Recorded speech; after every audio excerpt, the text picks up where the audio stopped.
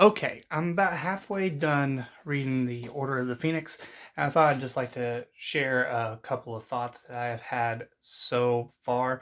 I've heard some things about this book. It sounds like that this is one of the lesser liked books of the Harry Potter franchise, and I can definitely see why. So, first and foremost, I'd like to talk about a couple of things I do like. So, number one, I enjoy that characters like Fred and George have more going on for them. I like that Ron in this book is not as obnoxious as he was in the prior book. Hermione obviously is Hermione, she's fine.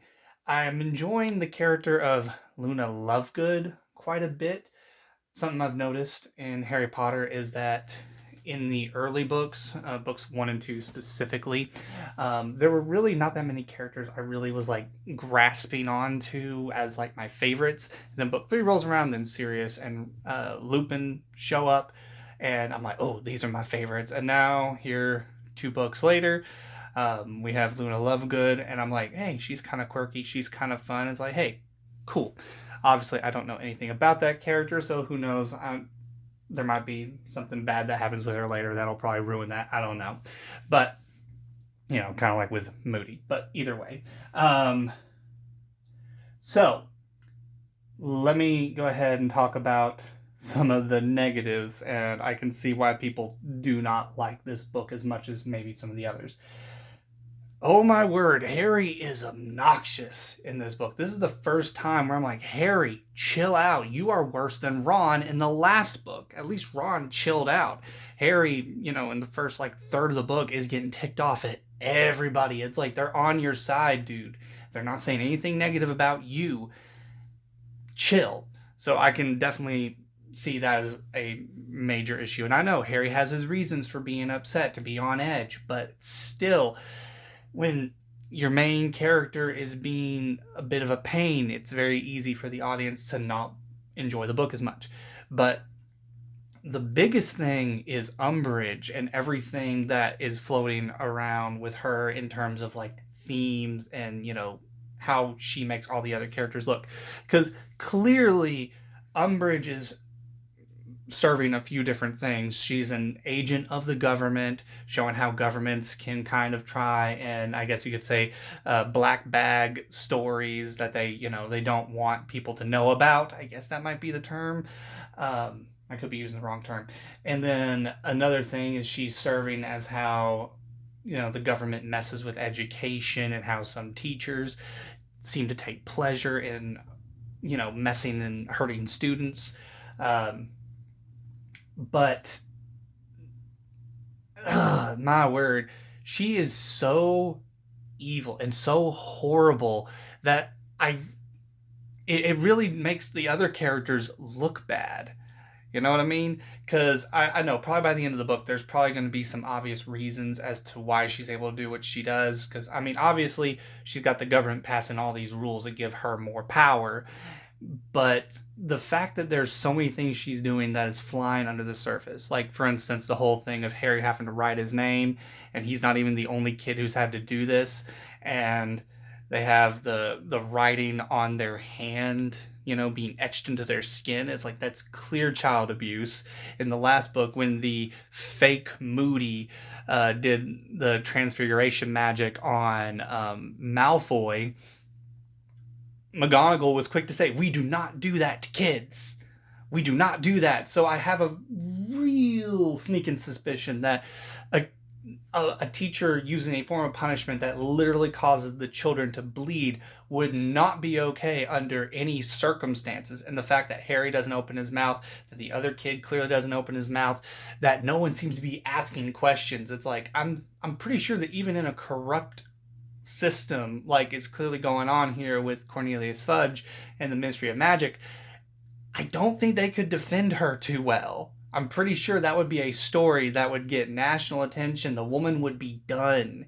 And I know politicians can, in the real world can cover for their friends and stuff like that. I know, but there is a level at points where certain individuals cannot be protected anymore. Because you do see that in society. There is a level where they almost turn their back on that individual because we got to save face. We cannot keep protecting him anymore. Which again, what is that threshold? I guess it depends on the situation, but I'm pretty sure Umbridge has went well beyond what she could be protected with. Because yeah, that is ridiculous. Second, Dumbledore is surprisingly absent as far as Harry's concerned. He's like, man, because the last book, and I think this is another major issue here, is in the last book at the end of 4, they make it clear that things are about to start happening, and clearly some things are happening. Dumbledore's getting his plans in order, but from Harry's perspective, he's surprisingly absent from all of this. He doesn't want to talk to Harry. Clearly he needs to talk to Harry. And I'll go ahead and say that as of right now in the series, this can be a frustrating thing. It's like, y'all, you need to start talking to some of these people. You're trying to do some of this, hiding things, keeping things out of, trying to do the whole, we'll let the kids be kids. And it's like, you might as well tell them, because they're going to get into trouble anyway. It's that whole thing that happened early in the book when Ms. Weasley doesn't want her kids or Harry to know about the Order of the Phoenix stuff, and basically with Sirius's help, there's no reason for them to keep certain things from the kids, but yet then they still try and keep things from the kids, and that's just clearly not working out for the adults really well. At this point in the series, you'd think it's like, you should be trusting them at this point. Trying to keep them out of the loop is not helping. But the last point is, this book really makes the adults look incompetent. And I know with children's fiction and young adult fiction, it's very common for adults to kind of seem a little bit useless in some cases, but there's a level where it gets ridiculous. Like, obviously in the stories where, something crazy is going on and the adults just don't believe the kids. It's like, well, of course they're not going to believe the kids, because the adults are going to look at, the world they understand, and they're going to automatically go, the kids are just lying. So of course the kids will have to do what the parents won't do, of course. But this is a magical society. And characters like Dumbledore are supposed to be super powerful. And yet, you have things like the dark arts teacher keeps turning out to be an evil person or an incompetent individual. Remus has been the only good one as of book 5. Clearly, Umbridge is doing some things that she should not be doing, and yet characters like Dumbledore and and McGonagall seem to be, either they don't know or they don't seem to care. McGonagall literally gives Harry a warning saying, hey, you don't want to mess with Umbridge. You really don't want to do that. So she is aware of how bad Umbridge is, but you don't seem to be aware of the things Umbridge is actually doing to some of these kids.